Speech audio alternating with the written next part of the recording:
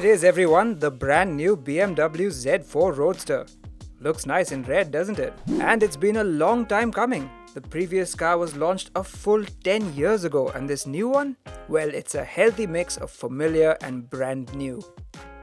But before we go any further, do drop us a like if you like this video, and if you're new here, why not give us a subscribe too? And if you want to be alerted every time we put up a new video, click that bell icon to turn on your notifications.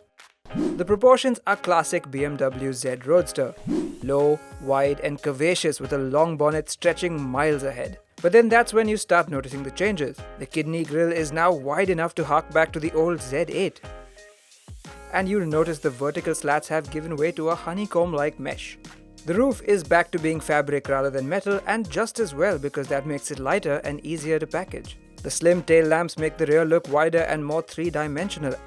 And though some of the vents are just for show, there's no denying that they inject the Z4 with the requisite sportiness befitting a roadster. The biggest change though are the headlamps. When is the last time you saw a BMW without the 4 signature Corona Ring daytime running lamps? It's new, but frankly I think it suits the Z4 rather well. So it certainly got the show, but what about the go? Well, I for one couldn't wait to find out. However,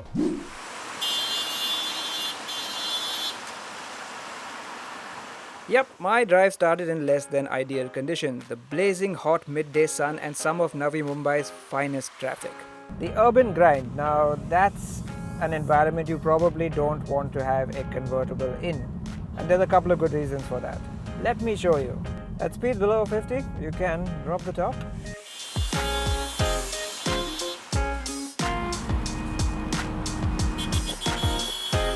And now you are exposed to the elements in more ways than one.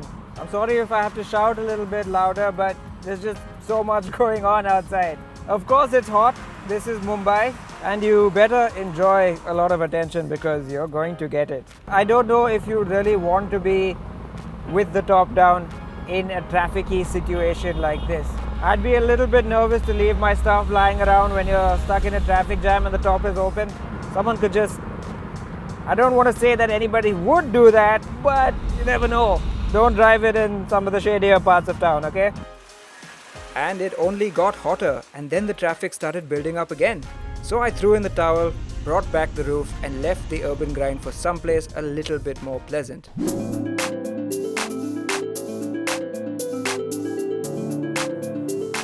Now, one way to enjoy it would be driving around town at night, but what I much prefer is something like this.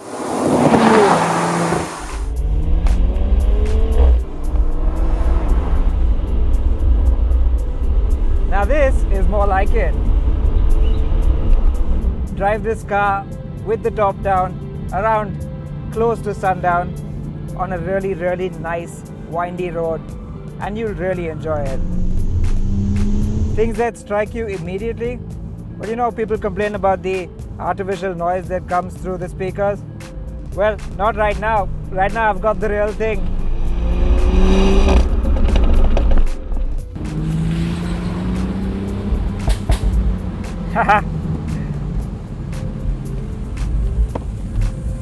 The full rumble and fart, like I like to call it. That's what a real straight 6 sounds like, not what we get from the speakers inside. The real sound, and it's glorious.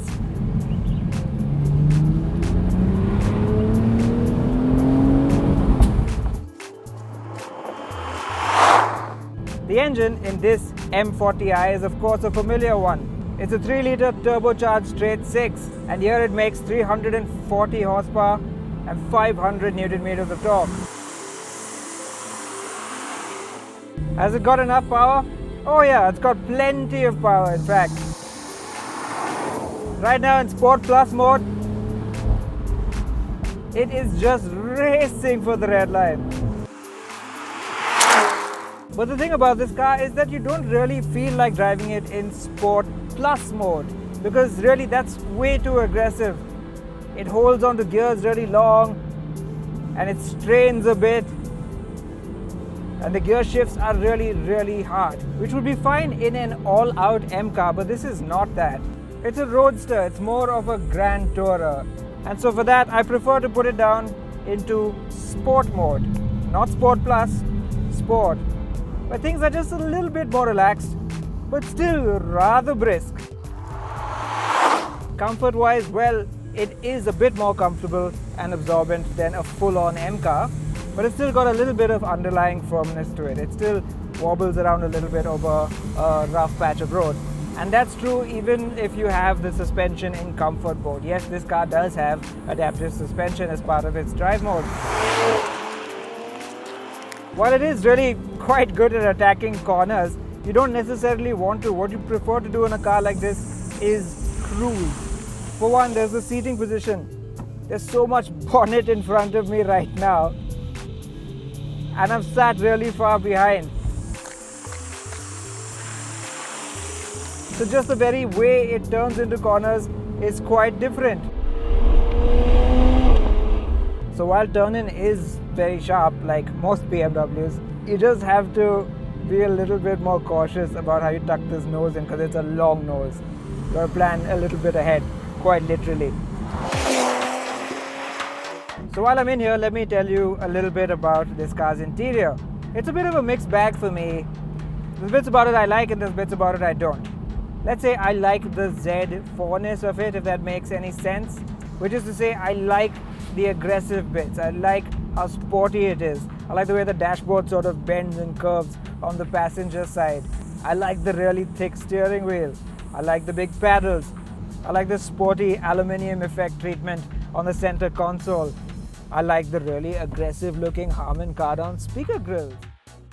What I don't like so much is BMW's new general interior design language that you'll soon see on all its new cars. It's clean, yes, but it also looks a little bit too basic and lacks that wow factor that you expect from a BMW. And while quality is exceptional as ever, there are some oddities like the mode select buttons that just don't work as crisply as expected.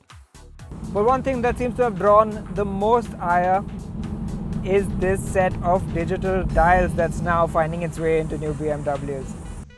And I gotta say, I do kind of agree. They look very cool with their trapezoidal shape, but the tachometer spins counterclockwise and in sport mode the needle disappears altogether. It just seems unnecessary. Come on BMW, it's a digital screen. Surely you can give us a classic dial option. So on paper what this is a front-engined 3-litre straight-six turbocharged BMW with rear-wheel drive that costs close to 80 lakh rupees. Now I also drove another front-engine 3-litre straight-six turbocharged rear-wheel drive BMW that also costs close to 80 lakh rupees recently, the BMW M2 Competition. And though they might sound similar on paper, trust me, they couldn't be more different. I loved how aggressive the M2 Competition was, how it made you work hard for the speed and really wring the car out to get the most of what both you and the car could achieve. This is not that kind of car. This is a car for relaxing, for enjoying the creamy smoothness of an engine rather than its red line. And let's be fair, this is a car for showing off just a little bit. It certainly turns heads, and with the top down especially, it'll drop jaws just as well as cars 3 times its price. But even if you don't care about stuff like that, there's nothing quite like driving a Roadster with the wind in your hair. In fact, if that's all you want, you can save around 15 lakhs and have a 4-cylinder engine with 197 horsepower. But nah, if you enjoy driving, it's got to be the 6-cylinder M40i.